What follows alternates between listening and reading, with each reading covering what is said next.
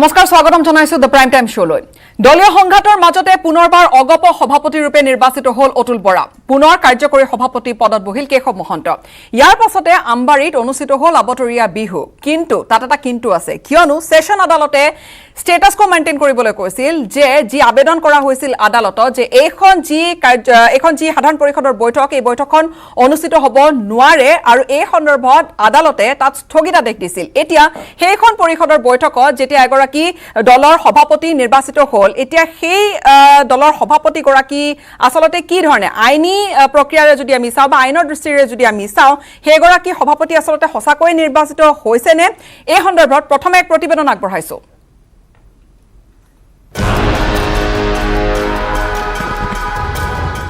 আমবাৰীত আকৌ অতুল কেশৱ জ্যোতি পুনৰ অগপ সভাপতিৰ পদত অতুল বৰা বঙহৰ যুঁজত পৰাজিত মহন্তপন্থী তীব্ৰ বিতৰ্ক প্ৰতিক্ৰিয়া গৃহকণ্ডল সকলো ধুলিসাৎ কৰি পুনৰবাৰ আমবাৰীৰ হাতীৰ মাউতৰ দায়িত্ব লাভ কৰিলে অতুল বৰাই বৃহস্পতিবাৰে আমবাৰীৰ মুখ্য কাৰ্যালয়ত অনুষ্ঠিত সাধাৰণ পৰিষদৰ বৈঠকত দ্বিতীয়বাৰৰ বাবে অসম গণ পৰিষদৰ সভাপতি ৰূপে বিনা প্ৰতিদ্বন্দ্বিতাৰে নিৰ্বাচিত হ'ল মন্ত্ৰী অতুল বৰা সভাপতি পদত পুনৰবাৰ অধিষ্ঠিত হৈ অতুল বৰাৰ অংগীকাৰ নতুন ৰূপত সজাই তোলা হ'ব অগপ প্ৰগতিশীল জাতীয়তাবাদৰ মন্ত্ৰৰে আগবাঢ়িব অগপ নতুন হাজেৰে দলটোক আমি নতুন হাজেৰে প্ৰগতিশীল জাতীয়তাবাদৰ মন্ত্ৰৰে আমি আগুৱাই লৈ যাম কামৰ জৰিয়তে কেৱল ইমানেই নহয় অসমীয়াৰো সংজ্ঞা দিলে অতুল বৰাই ৰাজ্যখনত বিভিন্ন ভাষা ভাষীৰ লোক আছে বিভিন্ন জাতি জনগোষ্ঠীৰ লোক আছে বিভিন্ন ধৰ্মাৱলম্বী লোক আছে মোৰ মূল কথা হৈছে ভাৰতীয় সংবিধানে যাক ভাৰতীয় বুলি কৈছে যিসকলে অসমৰ বায়ু পানী মাটিৰ লগত নিজকে বিলীন কৰি গৈছে সেইসকল অসমত অসমীয়া হিন্দুৱে হওক বা মুছলমানেই হওক বা জাতি জনগোষ্ঠীয়ে নহওক সাধাৰণ পৰিষদৰ বৈঠকত উপস্থিত আছিল 52খন জিলা কমিটিৰ প্ৰতিনিধি ইফালে আঞ্চলিক দলটোৰ কাৰ্যকৰী সভাপতি ৰূপে পুনৰবাৰ মনোনীত হয় মন্ত্ৰী কেশৱ মহন্ত অগপ দলক এইবাৰ নতুন সংবিধানে অধিক শক্তিশালী কৰিব এইখন সংবিধানৰ সাংগঠনিক স্তৰ যথেষ্ট বৃদ্ধি কৰা হৈছে সাংগঠনিক দায়িত্ব যথেষ্ট লোকৰ ওপৰত সূক্ষ্মভাৱে দিয়া হৈছে গতিকে দলীয় সংগঠন এইবাৰ এই সংবিধানে অধিক শক্তিশালী কৰিব অতুল কেশৱৰ ৰাজত্ব বাহাল থকাৰ পাছতে আমবাৰীত উঠিল ঢোলৰ গুমগুমনি অৱতৰত বিহুগীতৰ তালে তালে নাচি উঠিল সমৰ্থকৰ কঁকাল 2014 চনত প্ৰথমবাৰৰ বাবে অগপ দলৰ সভাপতিৰ দায়িত্ব লৈছিল অতুল বৰাই ইয়াৰ লগে লগে দলীয় সতীৰ্থৰ বাধা সত্ত্বেও বিজেপিৰে মিত্ৰতা বাহাল ৰখাৰ পথ নিষ্কণ্টক হ'ল অগপৰ উল্লেখ্য যে অতুল বৰা পুনৰ সভাপতি হোৱাৰ কৌশলৰ বিৰুদ্ধে কেইবাখনো জিলা কমিটিৰ বিষয়ববীয়াই গুজৰণি দিছিল যদিও মূৰকত মন্ত্ৰী অতুল বৰাই নিৰ্বাচিত হয় সভাপতি ৰূপে অতুল কেশৱৰ নেতৃত্বতে 2021 নিৰ্বাচনত অৱতীৰ্ণ হ'ব অসম গণ পৰিষদ কেমেৰা পাৰ্চন নিতুল কৃষ্ণৰ সহযোগত বিপুল বৰ্মনৰ report news 18 Assam north east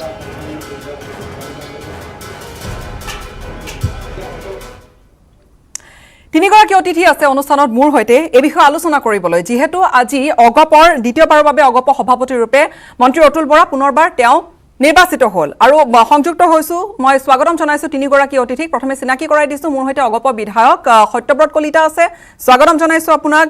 লগতে অগপৰ এগৰাকী প্ৰতিষ্ঠাপক কৰ্মী এগৰাকী প্ৰতিষ্ঠাপক নেতা মোৰ হৈতে আছে গিৰিন তালুকদাৰ স্বাগতম জনাইছো আপোনাক আৰু জ্যেষ্ঠ অধিবক্তা মোৰ হৈতে ভাস্কৰ দেৱ কোঁৱৰ ষ্টুডিঅ'ত উপস্থিত আছে স্বাগতম জনাইছো আপোনাক প্ৰথমে সত্যব্ৰত কলিতা ন্যায়ালয়ে স্থগিতাদেশ দিয়াৰ পিছত আপোনালোকে এই পৰিষদৰ বৈঠকখন পাতিলে সাধাৰণ পৰিষদৰ বৈঠক পাতিলে আৰু ইয়াত আপোনালোকে সভাপতি নিৰ্বাচিত কৰিলে ন্যায়ালয়ে স্থগিতাদেশ দিয়াৰ পিছতো আপোনালোকে ইমান খৰখেদা কৈ যে এই বৈঠকখন পাতিবলগীয়া হ'ল কিয়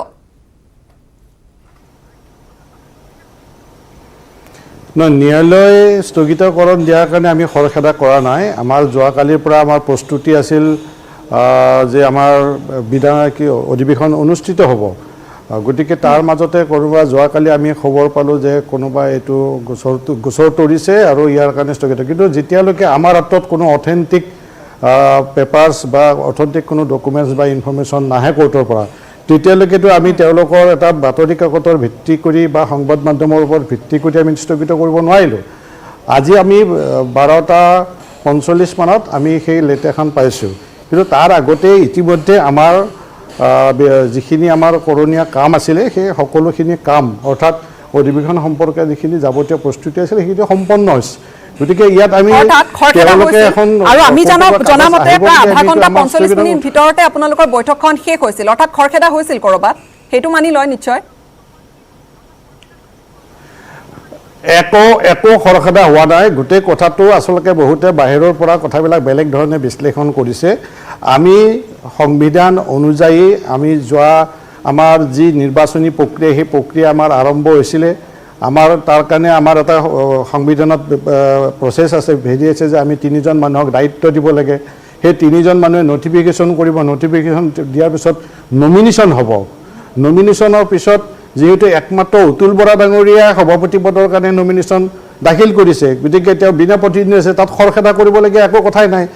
ইলেকশ্যন কমিশ্যনে জাষ্ট তেওঁৰ নামটো ঘোষণা কৰিছে সভাপতি হিচাপে, সেইখিনি আমাৰ খৰখেদা বুলি কোৱা তাতকৈতো দীঘলীয়া কৰিবলগীয়া কোনো কথাই নাছিল তাত। গতিকে তাৰপিছত যেতিয়া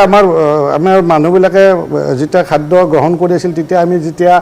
কোৰ্টৰ নিৰ্দেশটো পালোঁ তেতিয়া আমি অধিৱেশনখন বন্ধ ৰাখিছোঁ। কিন্তু ইতিমধ্যে সভাপতি ডাঙৰীয়া নিৰ্বাচিত হৈ গৈছে, গতিকে তাত খৰখেদাৰৰ প্ৰশ্ন আহে নাই, কোৰ্টক অৱমাননা কৰাৰ প্ৰশ্ন তাত আহিবই নোৱাৰে। গতিকে এইখিনিয়ে মই স্পষ্টীকৰণ হিচাপে ক'ব খোজোঁ। আৰম্ভণিতে আপুনি অপেনিং কমেণ্টছ দিছে, ধন্যবাদ। এতিয়া মই আহিছোঁ যিগৰাকী আপিল কৰিছিল আদালতত সেইগৰাকী অগপ নেতাৰ ওচৰলৈ। গিৰীণ তালুকদাৰ, আপুনি কি ক'ব? আপোনাৰ প্ৰথমে কি ক'বলগীয়া আছে এই সম্পৰ্কে? আমি দলৰ নেতৃবৃন্দই বিভিন্ন সময়ত কিছুমান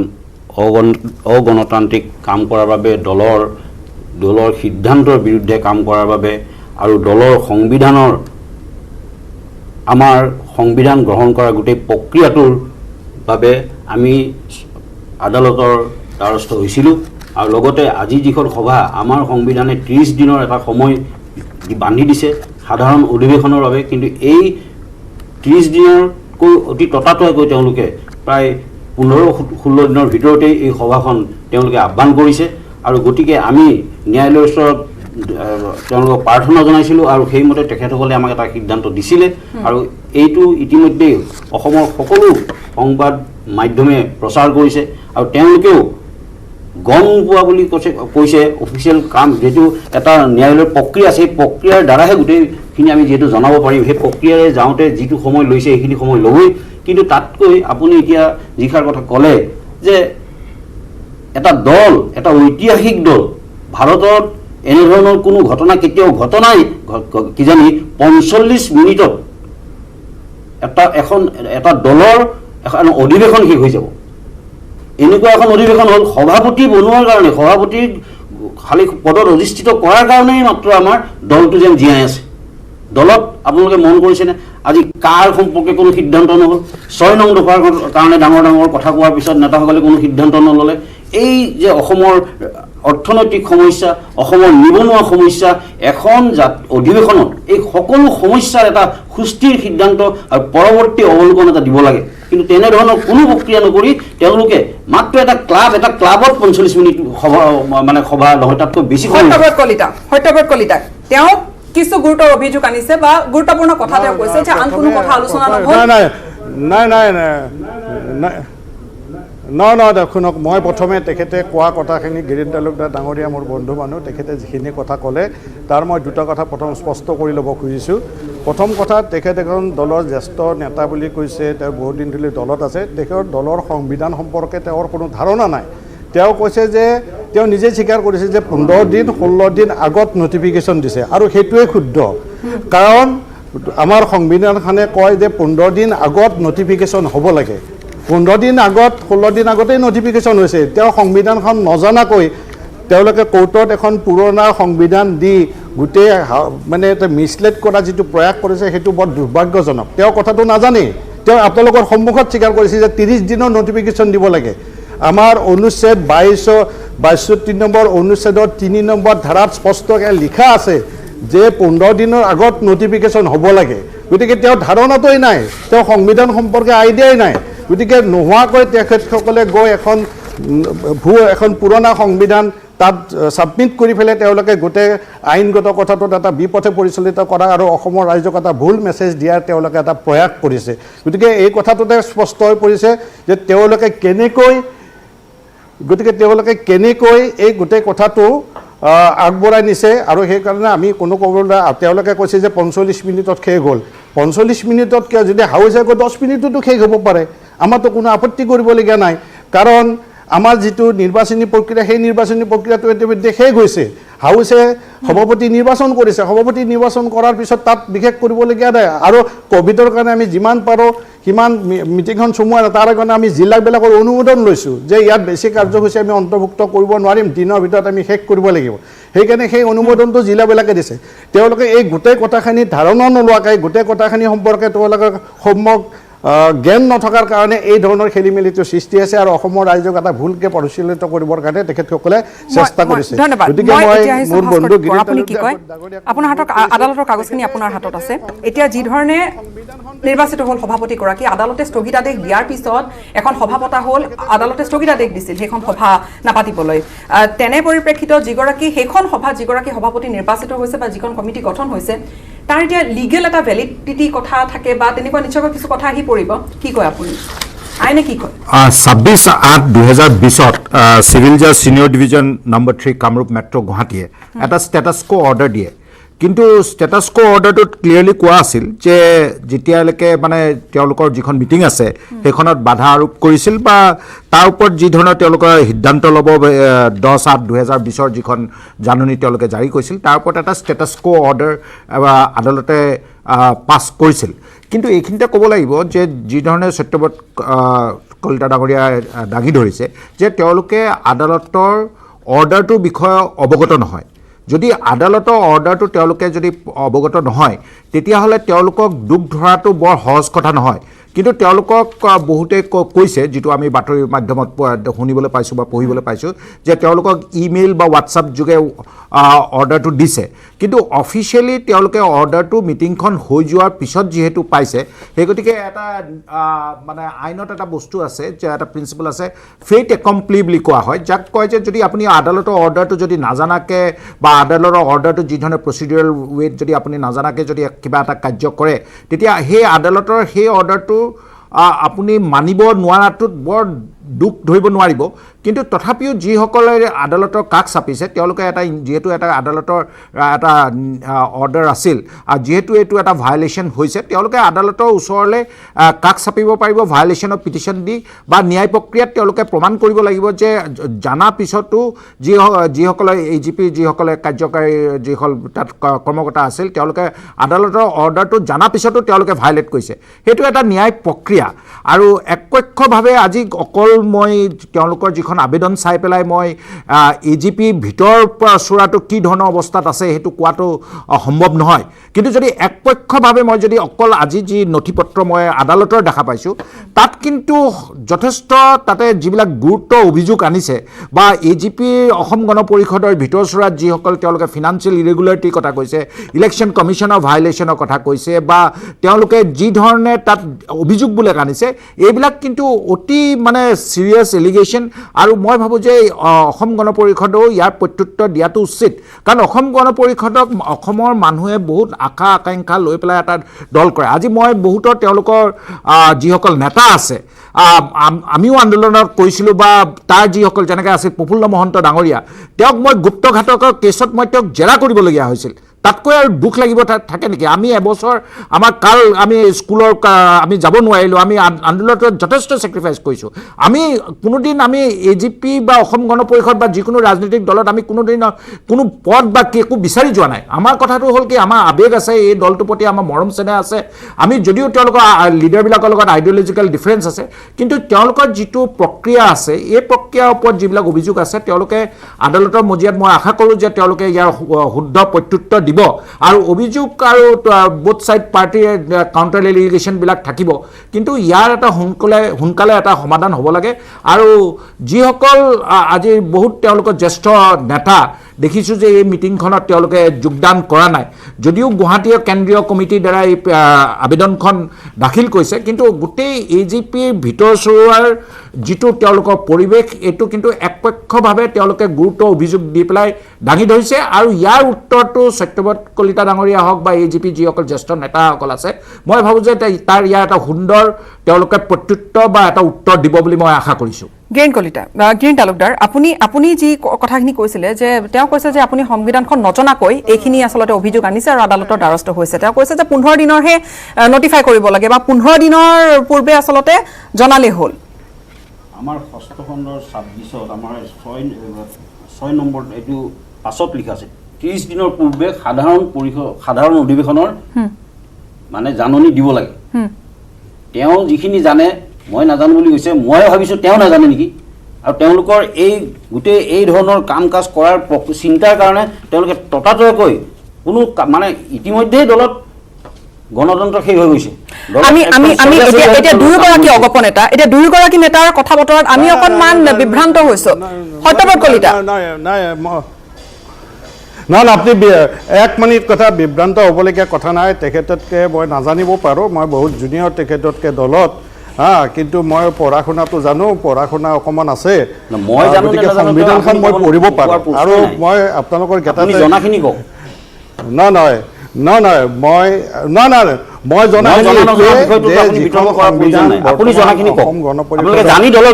আপুনি শুনি লওক আপুনি আপুনি দেখা নহয় আপুনি কি দেখিছে কি দেখা নাই আপোনাৰ সংবিধানখনৰ প্ৰতি আপোনাৰ ধাৰণা নাই আপুনি সংবিধানখন ভালকে পঢ়ি চাওক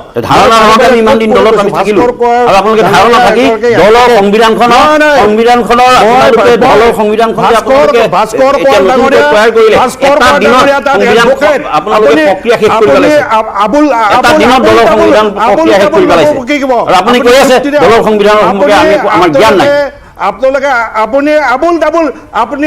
সংবিধান আমাৰ সংশোধনী হলে এটা প্ৰক্ৰিয়া আছে সত্যব্ৰত কলিতা আপুনি কোৱাখিনি মই পুনৰবাৰ শুনিবলৈ বিচাৰিছোঁ আচলতে আপোনালোকৰ সংবিধানে কি কয় প্ৰথমে আপোনাৰ পৰা শুনি লওঁ আপোনাৰ সংবিধানে কি কয় 1 নম্বৰ কথা আমাৰ দলৰ সংবিধানৰ অনুচ্ছেদ নম্বৰ 62(3)ত আছে যে 15 দিনৰ ভিতৰত নটিফিকেশ্যন হ'ব লাগে সেইটো মই সঁচা কৈছোঁ নে মিছা কৈছোঁ আপোনালোকৰ ৰিপৰ্টাৰ এগৰাকী পঠিয়াই আমাৰ সংবিধানখন চাই ল'লে হ'ল আৰু মই সংবিধানখন ভুলকে অসমৰ জনসাধাৰণৰ ওচৰত দাঙি ধৰিব খোজা নাই মই অনুচ্ছেদটো জানো মই কৈ দিছোঁ যে 15 দিনৰ ভিতৰত নটিফিকেশ্যন হ'ব লাগে তেখেতে যিটো কথা কৈ আছে সেইটো পুৰণি এখন সংবিধানৰ কথা হয়তো কৈ আছে যিখনৰ যোগেদি তেখেতসকলে কৌতুকো মিছগাইড কৰিছে এইবিলাক কথাত আমি নিশ্চয় বিচাৰ কৰিব সংবিধানখনত মোক ক'বলৈ দিয়ক আপোনালোকে গোটেই আদালতত কোনখিনি চেলেঞ্জ কৰিছে আমি কি আবেদন জনাইছে আমাৰ আবেদনত আমি আমাৰ সংবিধান সংশোধনী গোটেই প্ৰক্ৰিয়াটোক আমি ভুল বুলি কৈছোঁ আৰু এই প্ৰক্ৰিয়াটোৰ ক্ষেত্ৰত স্থগিতাদেশ দিব লাগে বুলি আমি আপিল কৰিছিলোঁ আৰু লগতে আমাৰ বাকী কিছু আছে বিষয় এই সংবিধানৰ বিষয়টো হৈছে আমাৰ অসম গণ পৰিষদ দলত এটা প্ৰক্ৰিয়া আছে সংবিধান সংশোধন কৰাৰ এই প্ৰক্ৰিয়াটো হৈছে আমাৰ কৰ্ম নিৰ্ধাৰণ সমিতিয়ে খচৰা প্ৰস্তুত কৰি জিলালৈ পঠোৱাৰ পিছত জিলাই ইয়াৰ ওপৰত তেওঁলোকৰ মতামত দাঙি দিয়াৰ পিছত আকৌ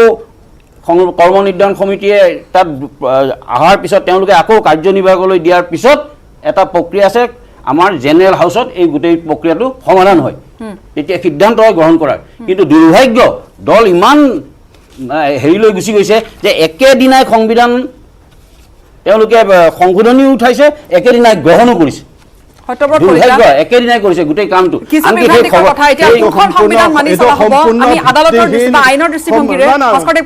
আমি সেই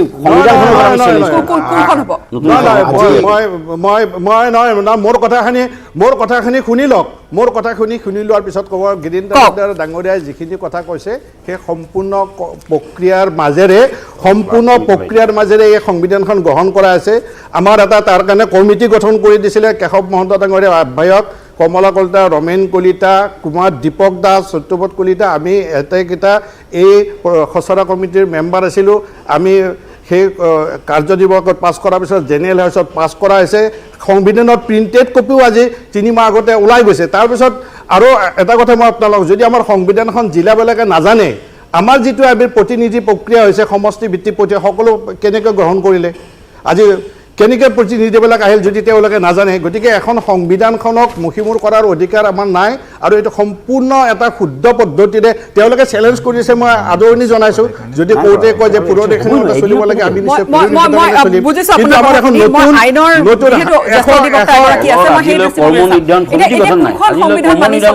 সংবিধানক লৈ গোটেইখন বিতৰ্ক হৈছে বা কনফিউজন হৈছে যে 15 দিনৰ আগত নটিফিকেশ্যন দিব লাগে নে 30 দিনৰ আগত দিব লাগে আপুনি কি কয় চক আদালতত যিসকল প্লেণ্টিফ আছে তেওঁলোকে আদালতৰ ওচৰত গৈ পেলাই যিটো তেওঁলোকৰ AGP যিটো কনষ্টিটিউশ্যনেল এমেণ্ডমেণ্ট হৈছিল 31/10/2019 এমেণ্ডমেণ্টটো চেলেঞ্জ কৰি পেলাই এখেতলোকে আদালতৰ কাষ চাপিছে তেখেতলোকৰ কথাটো হ'ল কি যে আমি 31/10/2019 যিটো এমেণ্ডমেণ্ট আছে সেইটো আমি নামানো সত্যব্ৰত কলিতা ডাঙৰীয়া যিটো কৈছে তেওঁ নাজানা নহয় তেওঁ নামানে কিন্তু আইনৰ দৃষ্টিভংগীত এটা এমেণ্ডমেণ্ট হৈ গৈছে যেতিয়ালৈকে 31/10/2019 এমেণ্ডমেণ্টটো আইনে যেতিয়ালৈকে তাক খাৰিজ নকৰে তেতিয়ালৈকে সেই এমেণ্ডমেণ্টটো থাকিবই কাৰণ যেতিয়ালৈকে যেহেতু সত্যব্ৰত ডাঙৰীয়া যিটো কৈছে যে তেওঁ সংবিধান নাজানে নহয় তেওঁ অন প্ৰিন্সিপল 31/10/2019 আগৰ যিটো পৰিস্থিতি আছিল হেতুহে তেওঁ মানে ক'ব বিচাৰিছে যে হেতু আছে আৰু সত্যব্ৰত কলিতা ডাঙৰীয়াৰ কথা হ'ল যে আমি যেহেতু সংবিধানখন এমেণ্ডমেণ্ট কৰিছোঁ আৰু এটা নতুন ৰূপত দিছোঁ যেতিয়ালৈকে সেইখন আদালতে খাৰিজ নকৰে আমি মানি চলিম আৰু তাৰ ফলস্বৰূপে আজিৰ দিনত অতুল বৰা ডাঙৰীয়া প্ৰেছিডেণ্ট বা তেওঁলোকৰ যিসকল নেতা এই মিটিংখনত নিৰ্বাচিত হৈছে যেতিয়ালৈকে আদালতে তাত আকৌ পুনৰ পৰ্যবেক্ষণ কৰি পেলাই তাত আকৌ এটা নতুনকৈ যেতিয়ালৈকে অৰ্ডাৰ পাছ নকৰে মই ভাবোঁ যে তেওঁলোকৰ কাৰ্যকালটো চলি যাব আইনৰ দৃষ্টিভংগীৰে আপুনি ভাবে যে তেওঁলোকৰ কাৰ্যকালটো মানে যেতিয়ালৈকে আদালতে কোনো ধৰণৰ বাণিজ্যিক বিৰতিৰ সময় হৈছে বিৰতিৰ পিছত আলোচনা চলাই নিম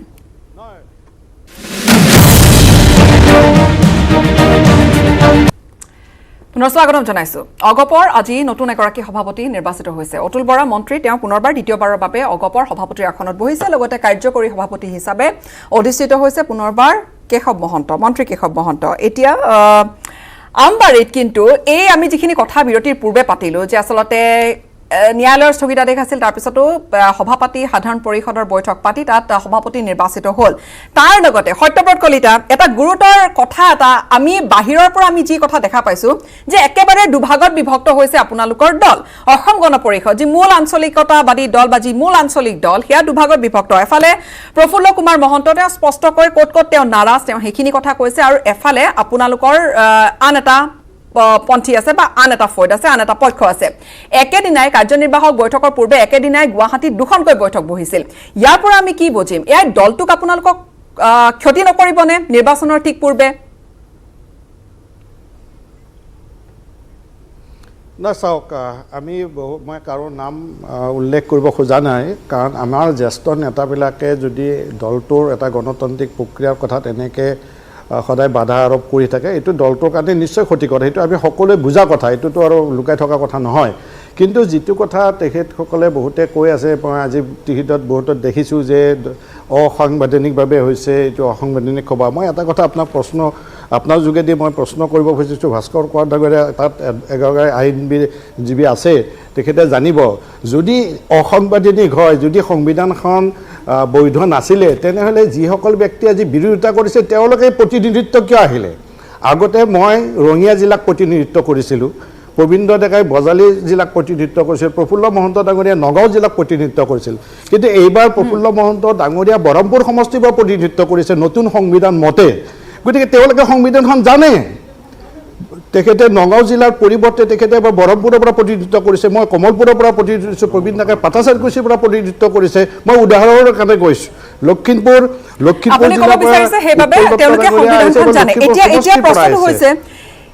যে ঠিক আছে মই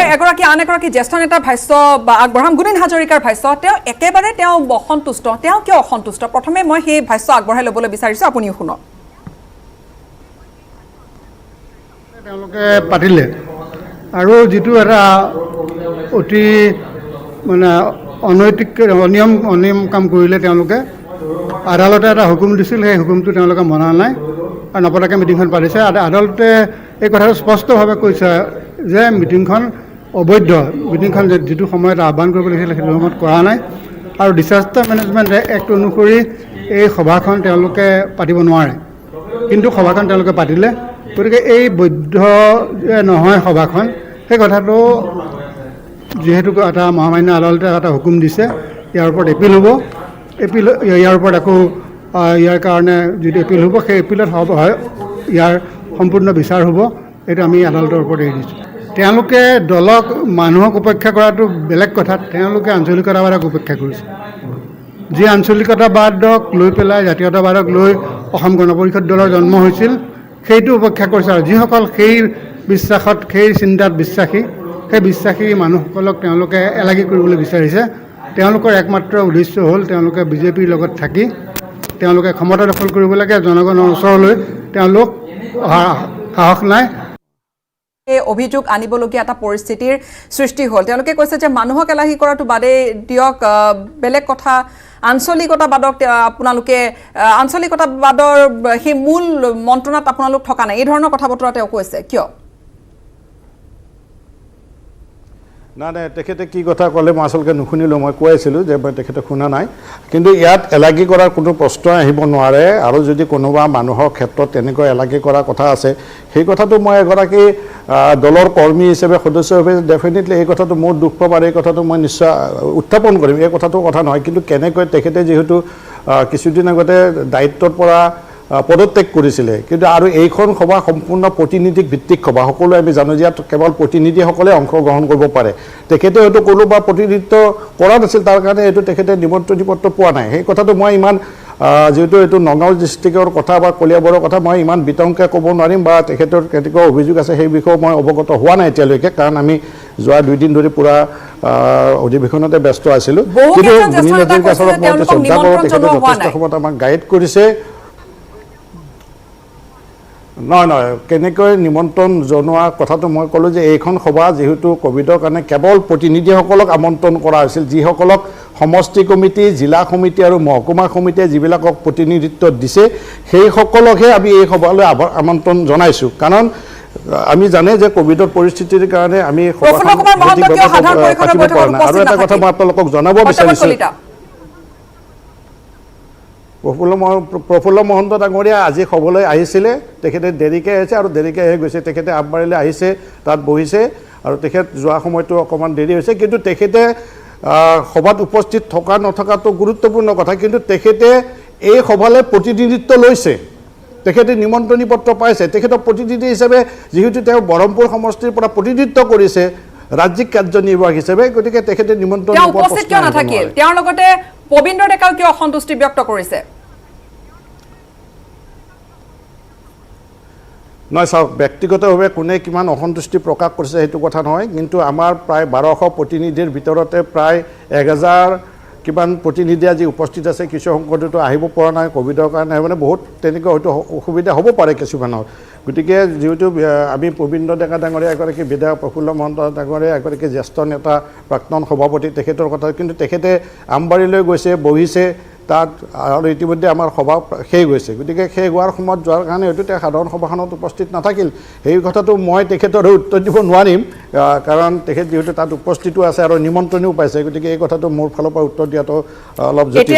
এতিয়া সেই প্ৰসংগৰ পৰা এতিয়া মই সুধিবলৈ বিচাৰিছোঁ, কা সম্পৰ্কে এতিয়া আপোনালোকৰ কি স্থিতি হ'ব? নাগৰিকত্ব সংশোধনী আইনৰ সম্পৰ্কে আপোনালোকৰ দলীয় স্থিতি কি? এতিয়া নতুন সংবিধান আছে, নতুন সভাপতিয়ে পদ গ্ৰহণ কৰিছে, আৰু আপোনালোকৰ উদ্যমেৰে আপোনালোকে কাম কৰি যাব বুলি কৈছে। এতিয়া নাগৰিকত্ব সংশোধনী আইন যি লৈ এখন যি ধৰণে ৰাজ্যত তোলপাৰ লাগিছিল, অগপৰ এতিয়া স্থিতি কি হ'ব কা সম্পৰ্কে? কা সম্পৰ্কে বিৰোধিতা থকাৰ কাৰণে ইতিমধ্যে আমি উচ্চতম ন্যায়ালয়ত গোচৰ তৰিছোঁ, এই কথাটো জানে। গতিকে উচ্চতম ন্যায়ালয়ত অসমৰ মানুহে বহুত ভৰসা কৰিছে, NRCৰ ক্ষেত্ৰত কৰিছে। গতিকে আমি আশা কৰোঁ যে কাৰ ক্ষেত্ৰতো উচ্চতম ন্যায়ালয়ৰ ভাৰ্ডিকলৈকে অপেক্ষা কৰা ভাল। আপোনালোকে যদি নাগৰিকত্ব সংশোধনী আইনৰ বিৰোধিতা কৰিছে, তেনেহ'লে মই মনত পেলাই দিবলৈ বিচাৰিছোঁ, বীৰেন্দ্ৰ প্ৰসাদ বৈশ্য সাংসদে, আপোনালোকৰ সন্মানীয় সাংসদ, তেখেতে কিন্তু সমৰ্থন সপক্ষে ভোট দিছিল সংসদত। এতিয়া যদিহে আপোনালোকে দল হিচাপে বিৰোধিতা কৰিছে, তেনেহ'লে নিয়ম মতে আপোনালোকে নিশ্চয়কৈ বীৰেন্দ্ৰ প্ৰসাদ বৈশ্যই যিহেতু দলৰ বিপৰীতে গৈ কাম কৰিছে, তেনেহ'লে তেখেতৰ বিৰুদ্ধে কিবা এটা ব্যৱস্থা ল'ব লাগিছিল, নে আমি ভুলকৈ কৈছোঁ? না আপুনি ভুলকৈ কোৱা নাই, কিন্তু কোঅৰ্ডিনেশ্যনৰ কাৰণে ফ্ল'ৰ কোঅৰ্ডিনেশ্যনৰ কাৰণে ভোটটো দিবলগীয়া হৈছিলে। গতিকে এইটো সকলো দলৰ সিদ্ধান্ত আছিল, কিন্তু আমি কাৰ সম্পৰ্কে যি আমাৰ অসম গণ পৰিষদৰ যি মনোভাৱ, এই মনোভাৱ আমি কেন্দ্ৰীয় চৰকাৰক জনাইছোঁ আৰু আমি আইনগত ব্যৱস্থাৰ মাজলৈ গৈছোঁ। গতিকে মই ভাবোঁ এই কথাটো এটা কথা স্পষ্ট, আপোনালোকে যিখিনি কথা কৈ আছে ন, তাতে আপুনি ক'ৰবাত ঘূৰাই পকাই আপোনালোকে স্ববিৰোধী কথা কৈ আছে আৰু তাতে আপোনালোকৰ ক'ৰবাত দুমুখীয়া স্থিতি ওলাই পৰিছে। ক'বলৈ মই বৰ বেয়া পাইছোঁ, কিন্তু দুমুখীয়া স্থিতি আপোনালোকৰ ওলাই পৰিছে। এটা সময় বাণিজ্যিক বিৰতিৰ সময় হৈছে। একেবাৰে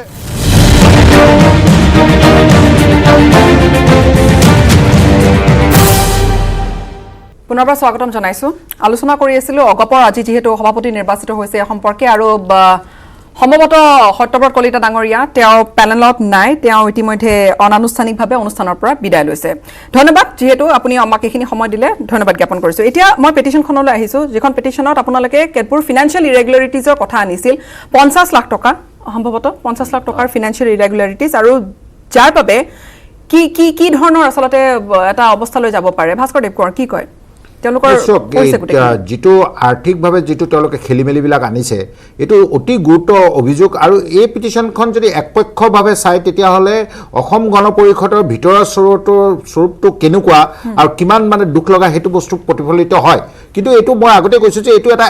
একপক্ষই, সেই গতিকে যেতিয়ালৈকে আমি অপজিট ছাইডটোক আমি নুশুনো বা তেওঁলোকৰ বক্তব্যখিনি লিখিতভাৱে আমি দেখা নাপাওঁ, তেতিয়ালৈকে এটা একপক্ষভাৱে মই কোৱাটো উচিত নহয়। কিন্তু এটা কথা ৰাইটলি অৰ ৰংলি আদালতে এটা প্ৰাইমা ফেচি এটা ভিউ লৈছিল যে মিটিংখন হ'ব নালাগে। তেওঁলোকে ক'লে যে মিটিংখন আমি কোনো ধৰণৰ জাননী নাপালোঁ বা অৰ্ডাৰটো কোনো ধৰণৰ তেওঁলোকে জাননী নোপোৱাৰ কাৰণে মানি নল'লে। সেইটো আদালতৰ দীৰ্ঘদিন এটা চলিব এটা বিচাৰ প্ৰক্ৰিয়াত সেইটো মিটিংখন বৈধ আছিল নে নবৈধ আছিল, তেতিয়ালৈকে অসমৰ নেক্সট ইলেকশ্যন পাৰ হৈ যাব বা অসমৰ নেক্সট লিডাৰো তেওঁ মানে হয়তো নতুন আহি যাব। কিন্তু যিটো ফিনান্সিয়েল ইৰেগুলাৰিটি যদি যি ধৰণে তেওঁলোকে দাঙি ধৰিছে, যদি এইটো সত্য হয়, তেতিয়াহ'লে ইলেকশ্যন কমিশ্যন অফ ইণ্ডিয়াৰ যথেষ্ট পাৱাৰ আছে এনেকুৱা ধৰণৰ ৰিজনেল পাৰ্টিক ৰিকগনাইজ কৰালৈকে। সেই গতিকে মই ভাবোঁ যে অৰ্থাৎ যদি প্ৰমাণিত হৈ যায় তেনেহ'লে দলটোৱে নাথাকিবগৈ নেকি, তেনেকুৱা অৱস্থা হ'ব? সেইটো এটা দীঘল ন্যায়িক প্ৰক্ৰিয়াটো এটা দীঘল, কিন্তু মই ভাবোঁ যে এই পিটিশ্যনখনে এটা বস্তু স্পষ্ট কৰিছে যে অসম গণ পৰিষদে এতিয়া নিজকে এটা মানে তেওঁলোকে নিজকে এটা ছেল্ফ ইণ্ট্ৰস্পেকশ্যন কৰিব লাগে যে তেওঁলোকৰ ভিতৰচৰাটো এনেকুৱাই নেকি। আজি আমি যিখিনি পঢ়ি পেলাই আমি দুখ পাইছোঁ যে যদি সঁচাকৈ এনেকুৱা হয় তেতিয়াহ'লে এটা ৰিজনেল পাৰ্টিৰ এটা প্ৰতিচ্ছবি এনেকুৱাহে নেকি। আৰু সেই গতিকে মই ভাবোঁ যে এইটো এটা অসম গণ পৰিষদক এটা জোকাৰণি এটা দিছে, আৰু মই ভাবোঁ যে এই জোকাৰণিটোৱে ভৱিষ্যত কালত অসম গণ পৰিষদে তেওঁলোকে যিখিনি কাৰেক্টিভ মেজাৰ্ছ আছে সেইখিনি যাতে তেওঁলোকে লয়, আৰু এনেকুৱা ধৰণৰ যিবিলাক তেওঁলোকৰ মাজত এটা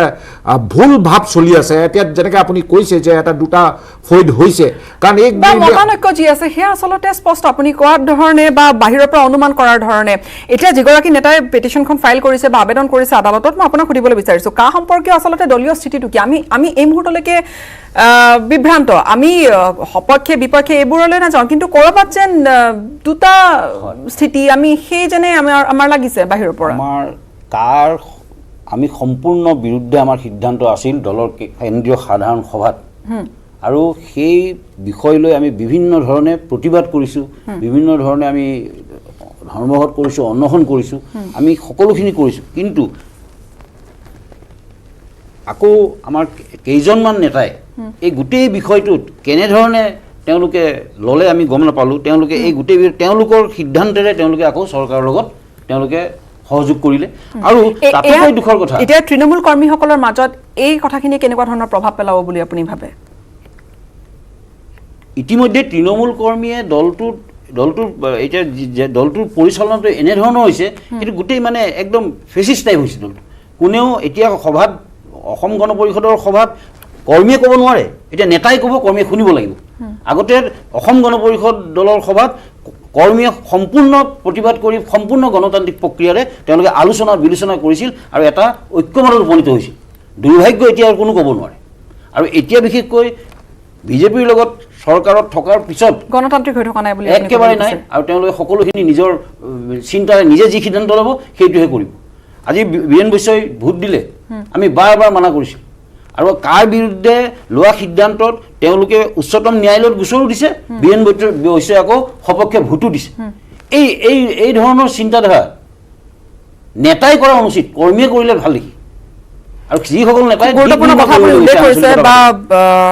খুব আচলতে দলটোৰ বাবে চিন্তাৰ কথা, দুখ লগা কথা, আপুনি আপোনাৰ ভাষাৰে কৈছো যে দুখ লগা কথা কৈছে। শেষত এতিয়া মই অনুষ্ঠান সামৰিবৰ হৈছে, কিন্তু মই শেষত আপোনাক সুধিব বিচাৰিছো, এগৰাকী জ্যেষ্ঠ অধিবক্তা বা এগৰাকী জ্যেষ্ঠ নাগৰিক হিচাপে, এগৰাকী ছিনিয়ৰ ব্যক্তি হিচাপে মই ভাস্কৰদেৱ কোঁৱৰক সুধিবলৈ বিচাৰিছো যে সন্মুখত নিৰ্বাচন, এইখিনি কথা বতৰাই এই যি আলোচনা হৈছে টিভিৰ মজিয়াত বা যি ধৰণৰ আচলতে তৰ্ক বিতৰ্ক হৈছে, কি ধৰণৰ প্ৰভাৱ পেলাব? অসম গণ পৰিষদৰ এটা ভেটি আছে নিশ্চয়কৈ, নিৰ্দিষ্ট তেওঁলোকৰ কিছু ভোটাৰ আছে নিশ্চয়কৈ, তেওঁলোকৰ মনত কি ধৰণৰ প্ৰভাৱ পেলাব পাৰে? চাওক, অসম গণ পৰিষদে যোৱা নিৰ্বাচনত 14টা ছিট পাইছিল। এইবাৰ আশা কৰিছিলোঁ যে তেওঁলোকে হয়তো আৰু ভাল প্ৰতিচ্ছবি এটা দেখাব, কিন্তু যি ধৰণে অসমত এতিয়া ৰিজনেল পাৰ্টিবিলাক সৰু সৰুকৈ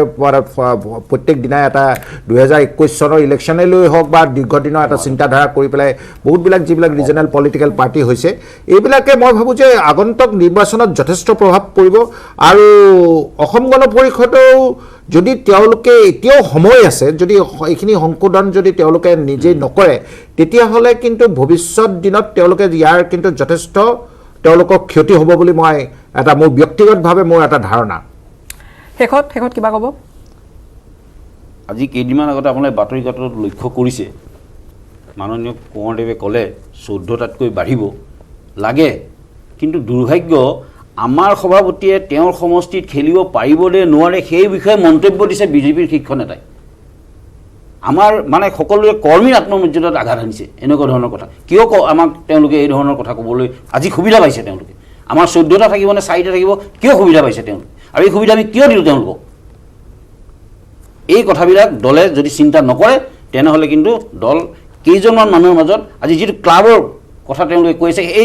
এই যে 45 মিনিটীয়া সভা, এই সভাৰ পৰিস্থিতিলৈ দল গৈ আছে। বুজি পাইছোঁ আপোনাৰ কথাখিনি। এগৰাকী তৃণমূল কৰ্মী হিচাপে, এগৰাকী জ্যেষ্ঠ কৰ্মী হিচাপে বা একদম প্ৰতিষ্ঠিত নেতা হিচাপে আপুনি গোটেইখিনি কথা কৈছে। মই দুয়োগৰাকী অতিথিকে ধন্যবাদ জ্ঞাপন কৰিছোঁ। এগৰাকী প্ৰতিষ্ঠাপক নেতা আমাৰ সৈতে আছিল, এগৰাকী জ্যেষ্ঠ অধিবক্তা আমাৰ সৈতে আছিল আৰু এগৰাকী অগপ বিধায়ক আমাৰ সৈতে আছিল। কিন্তু কথা বতৰা যিখিনি আমি শুনিলোঁ বা যিখিনি আলোচনা আমি দেখিলোঁ, তাৰ মাজত কিন্তু আজি যি মতানৈক্যৰ কথা স্পষ্টকৈ ওলাই পৰিছে অসম গণ পৰিষদৰ ভিতৰ চৰাত বা যিখিনি আমাক কথা বতৰা আমি দেখিছোঁ, তাত কিন্তু আমাক প্ৰশ্ন সুধিবলৈ আমাক সুযোগ দিছে দলীয় কিছু কাম কাজে। আৰু সেই কথাই কিন্তু আমি আজি ইয়াত বহি আমি স্পষ্টকৈ ক'ব পাৰোঁ যে আমাক সুযোগ দিছে যে আমি প্ৰশ্ন কৰিছোঁ। এটা চমু বাণিজ্যিক বিৰতিৰ সময় হৈছে। বিৰতিৰ পিছত আন কেতবোৰ গুৰুত্বপূৰ্ণ খবৰ থাকিব।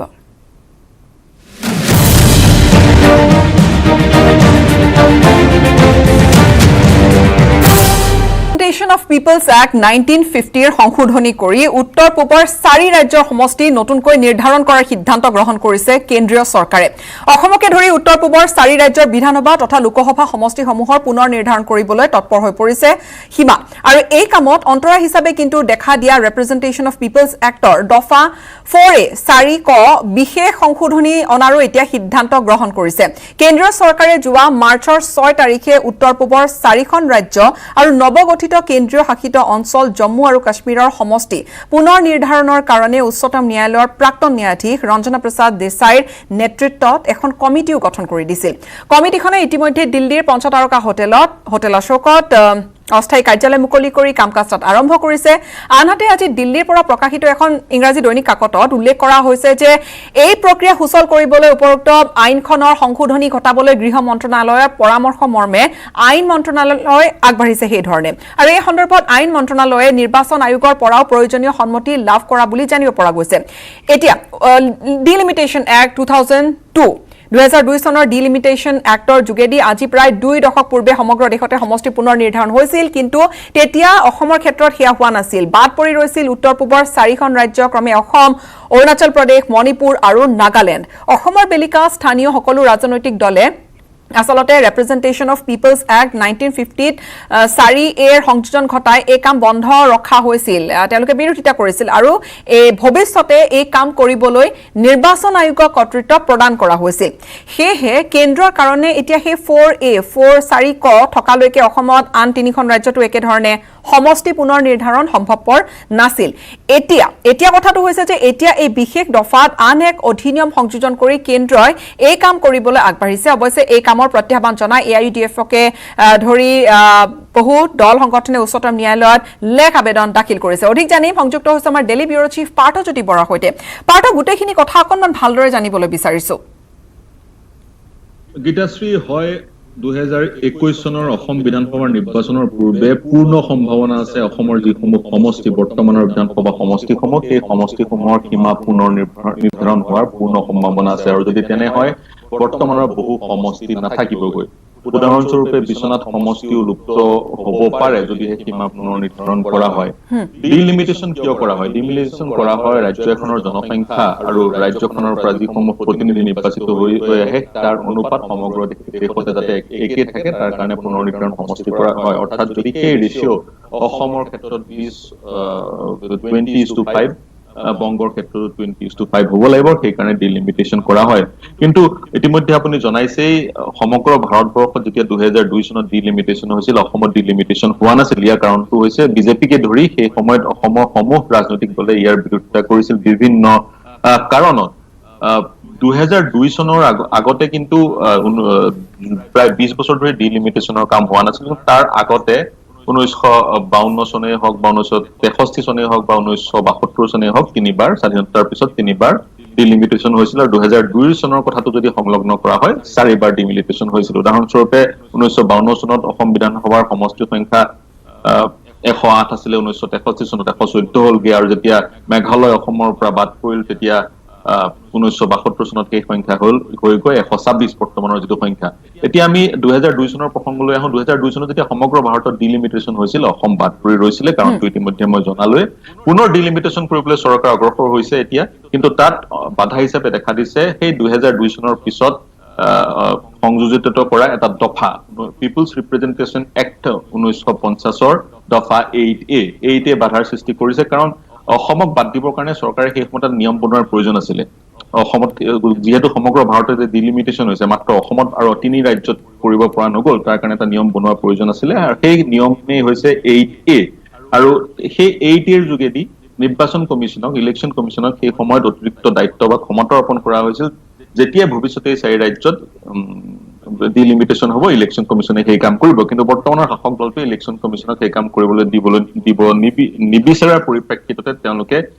পুনৰ এক সংশোধন ঘটাব বিচাৰিছে অৰ্থাৎ তেওঁলোকে নিজে সেই কামটো কৰিব বিচাৰিছে শাসক দলটোৱে নিজে সেই কামটো কৰিব বিচাৰিছে গতিকে ইতিমধ্যে আপুনি জনালে আইন মন্ত্ৰণালয় আগবাঢ়িছে যে আমি কথা কৈছো 8 কৰ আমি যিখিনি কথা কৈছো 8 কত আচলতে কি কি ধৰণৰ কথাখিনি আছে আৰু এতিয়া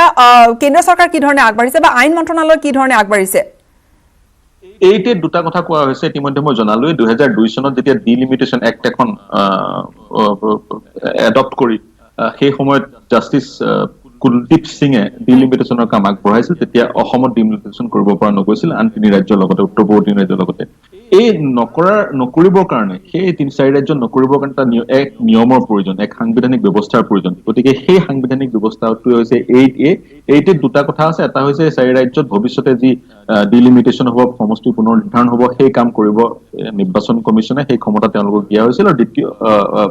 কাম বন্ধ ৰখা আৰু নিৰ্বাচন কমিশ্যনক ক্ষমতা প্ৰদান কৰা এই দুটাই কথা 8A আছে আৰু এই 8A এতিয়া অন্তৰায় হৈ পৰিছে কেন্দ্ৰীয় চৰকাৰৰ কাৰণে যদিও মাৰ্চৰ 6 তাৰিখে তেওঁলোকে এখন নটিফিকেশ্যন ওলাইছিল আৰু নটিফিকেশ্যনৰ যোগেদি এখন কমিটি গঠন কৰিছিল কিন্তু আপুনি জনাইছে যে প্ৰাক্তন ন্যায়াধীশ ৰঞ্জনা প্ৰকাশ দেশাইৰ নেতৃত্বত এই কমিটিখন ইতিমধ্যে তেওঁলোকে অস্থায়ী অফিচ খুলি দিল্লীৰ সপ্ততাৰকা হোটেল অশোকাত অস্থায়ী অফিচ খুলি কাম আৰম্ভ কৰিছে গতিকে তেওঁলোকে এভাগে তেওঁলোকে নিজৰ কাম কৰি যাব তেওঁলোকে বাউণ্ডাৰী নিৰ্ধাৰণ কৰি যাব সমষ্টিসমূহৰ আৰু সমান্তৰালকৈ আইন মন্ত্ৰণালয়ে আগবাঢ়িব 8Aৰ সৈতে 8Bৰ সংযোজন কৰা বা 8Cৰ সংযোজন কৰা যাৰ যোগেদি যাতে সম্পূৰ্ণ ক্ষমতা কেন্দ্ৰীয় চৰকাৰে পায় অসমৰ সমষ্টি পুনৰ নিৰ্ধাৰণ কৰিব 126ৰ পৰাই সমষ্টিৰ সংখ্যা বাঢ়িব পাৰে নে কমিব পাৰে নে তাতো কিবা আৰু বেলেগ অকনমান কথা সংযোজিত হৈ থাকিব পাৰ্থ গীতাশ্ৰী সমষ্টিৰ সংখ্যা নাবাঢ়ে সমষ্টিৰ সংখ্যা 126 থাকিব বা যদি লোকসভাৰ সমষ্টিসমূহৰ পুনৰ নিৰ্ধাৰণ কৰা হ'ব অসমৰ 14টা সমষ্টিয়ে থাকিব ইয়াৰ কাৰণটো হৈছে 70 দশকত এখন আইন প্ৰণয়ন কৰা হৈছিল যিখন আইনৰ যোগেদি সমষ্টিৰ সংখ্যা 2026 চনলৈ একে ৰখাৰ এক সিদ্ধান্ত গ্ৰহণ কৰা হৈছিল গতিকে 2026 লৈকে 2026 আপ টিল 2026 অসমত বা সমগ্ৰ ভাৰতবৰ্ষত কোনো ধৰণৰ সমষ্টি নবঢ়োৱা এক সিদ্ধান্ত গ্ৰহণ কৰা হৈছিল আৰু তাৰে পৰিপ্ৰেক্ষিততে 2026লৈকে কোনো ধৰণৰ সমষ্টি নাবাঢ়ে এবাৰ যি ডিলিমিটেশ্যন কৰা হ'ব সমষ্টিৰ সংখ্যা বঢ়োৱা নহয় সীমাহে পুনৰ নিৰ্ধাৰণ কৰা হ'ব আৰু শাসক দলটিয়ে চৰকাৰৰ যোগেদি এই কামটো কৰিব বিচাৰিছে বা কেন্দ্ৰীয় চৰকাৰে কামটো কৰিব বিচাৰিছে যাৰ কাৰণে তেওঁলোকে এই এক অধিনিয়ম সংযোজন কৰি সেই ক্ষমতা তেওঁলোকলৈ হস্তান্তৰ কৰাটো বিচাৰিছে আৰু এই সন্দৰ্ভত যি এনঅচিৰ প্ৰয়োজন ইলেকশ্যন কমিছনৰ পৰা সেই এনঅচি তেওঁলোকে ইতিমধ্যে লাভ কৰিছে বুলি গম পোৱা গৈছে গতিকে এক প্ৰকাৰ চৰকাৰ তৎপৰ হৈছে 2021 চনৰ নিৰ্বাচনৰ পূৰ্বে চাগৈ সম্ভৱত বা পূৰ্ণ সম্ভাৱনা আছে অসমত সমষ্টি পুনৰ নিৰ্ধাৰণ হ'ব আৰু তাৰ পিছত কিন্তু বহুকেইটা এক্সিষ্টিং সমষ্টি বৰ্তমানৰ সমষ্টি লুপ্ত হ'ব নতুন সমষ্টি সংযোজন হ'ব ধন্যবাদ জ্ঞাপন কৰিছো পাৰ্থ মই গোটেইখিনি কথা ভালদৰে বুজাই দিয়াৰ বাবে আৰু সেয়া আছিল ডিলিমিটেশ্যনৰ কথা সীমা পুনৰ নিৰ্ধাৰণৰ কথা কিন্তু লগতে আন এক গুৰুত্বপূৰ্ণ খবৰ হৈছে আজিৰ দিনটোৰ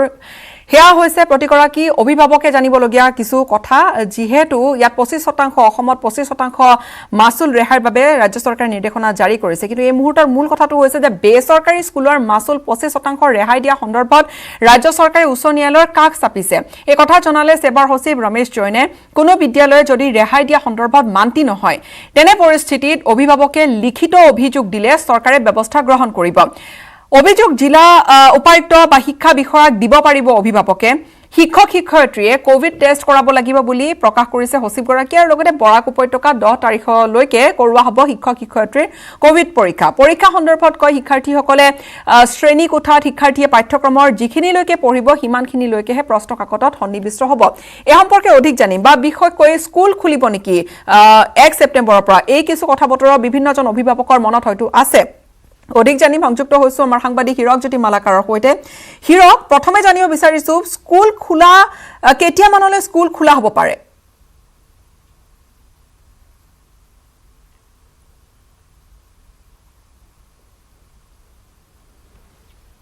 ক'ব লাগিব যে সেৱাই এই ক্ষেত্ৰত গুৰুত্বপূৰ্ণ ভূমিকা যেহেতু গ্ৰহণ কৰি আছে বা পদক্ষেপ গ্ৰহণ কৰি আছে এই ক্ষেত্ৰত যদি স্কুল যিখন কমিটি গঠন কৰি দিয়া হৈছিল সেই কমিটিৰ অধ্যক্ষ হিচাপে আছিল ৰমেশ চন্দ্ৰ জৈন আৰু ৰমেশ চন্দ্ৰ জৈনে জানিব দিয়াৰ অনুসৰি এতিয়ালৈকে কেতিয়া স্কুল খুলিব সেই কথাই স্পষ্টকৈ উল্লেখ কৰা নাই ৰাজ্য চৰকাৰে এই সিদ্ধান্ত যেহেতু গ্ৰহণ কৰিব কিন্তু মই এইখিনিতে ক'ব বিচাৰিম যে বিভিন্ন লোকৰ মতামত লোৱা হৈছিল বিদ্যালয় খোলা সম্পৰ্কত তাৰে 29% কৈছে যে বিদ্যালয় খুলিব লাগে কিন্তু 55% কৈছে যে বিদ্যালয় খুলিব নালাগে বা আৰু আন কিছু অভিভাৱকে কৈছে বা বিভিন্নজনে লোকে কৈছে যে স্কুল খোলা নোখোলা বা দুই পক্ষ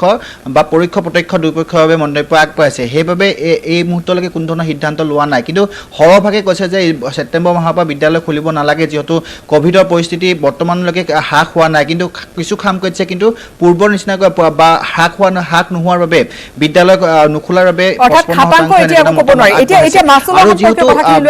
অভিভাৱকে কি ধৰণে যদি কোনো বিদ্যালয়ে আচলতে সেই 25% মাচুল ৰেহাই দিয়া নাই অভিভাৱক কেনেকৈ কাৰ ওচৰ চাপিব কাৰ কাষ চাপিব লাগিব হগিতা আছে এইখিনিতে ক'ব বিচাৰিম যে যিবোৰ বেচৰকাৰী বিদ্যালয় সংস্থা আছিলে বেচৰকাৰী বিদ্যালয় সংস্থা এটা আছে আৰু সেই সংস্থাটোৱে গুৱাহাটী উচ্চ ন্যায়ালয়ত যিহেতু কাষ চাপিছিল আৰু তেওঁলোকে পিটিশ্যন ফাইল কৰিছিল কিন্তু তেওঁলোকৰ পিটিশ্যনৰ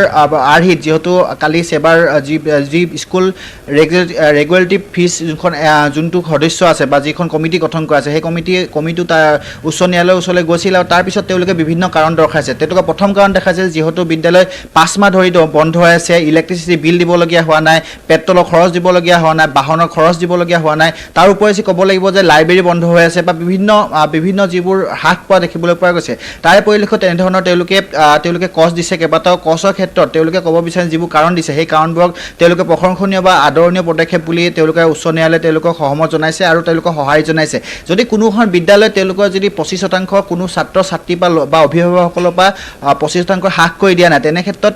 সেই কমিটিখনে এটা কথা স্পষ্ট কৰিছে যে যিবোৰ যোনে কৰি দিয়া নাই তেওঁলোকৰ অভিভাৱকে যদি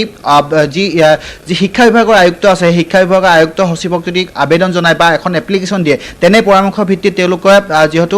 ব্যৱস্থা গ্ৰহণ কৰা হ'ব হয়তো কোনো এখন বিদ্যালয় যদি এই ৰাজ্য চৰকাৰে যি পৰামৰ্শ বা ৰাজ্য চৰকাৰে যি আহ্বান জনাইছে সেই আহ্বানৰ সহায় জনোৱা নাই তেন্তে হয়তো সেই বিদ্যালয়খন বন্ধ হোৱাৰ বা লাইচেঞ্চ কৰ্তন হোৱাৰো এনেধৰণৰ সম্ভাৱনা আছে আৰু অনলাইন ক্ষেত্ৰত ক'বলৈ যে অনলাইন শিক্ষাৰ ক্ষেত্ৰত যিহেতু 20 পৰা 30% শিক্ষাৰ্থী এতিয়া অনলাইন ক্ষেত্ৰৰ পৰা প্ৰভাৱিত হোৱা নাই বা তেওঁলোকৰ এণ্ড্ৰইড মোবাইল নোহোৱাৰ বাবে বিভিন্ন অসুবিধাৰ সন্মুখীন হৈছে এই ক্ষেত্ৰত সেৱাই এটা বিশেষ পদক্ষেপ গ্ৰহণ কৰিছে কিন্তু এতিয়ালৈকে সেই কথা স্থিৰ হোৱা নাই বা সেই কথা এতিয়ালৈকে মানে মূল বিষয়বস্তুত উপনীত হোৱা নাই নৱম আৰু দশম শ্ৰেণী বিশেষকৈ ছাত্ৰ ছাত্ৰীৰ যি পাঠ্যক্ৰম আছে সেই পাঠ্যক্ৰম যিদৰে উচ্চতৰ মাধ্যমিক একাদশ আৰু দ্বাদশ শ্ৰেণী পাঠ্যক্ৰম হ্ৰাস কৰা হৈছে ঠিক একেদৰে হ্ৰাস কৰাৰ সম্ভাৱনা আছে যিহেতু বিদ্যালয় 4 মাহ